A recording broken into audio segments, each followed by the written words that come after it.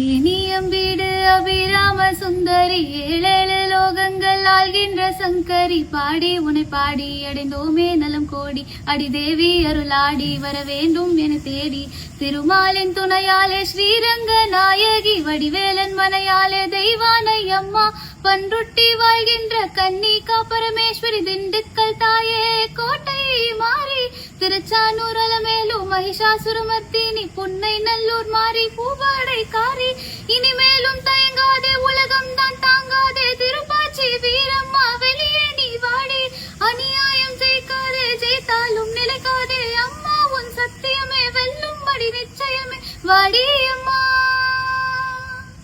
வாடி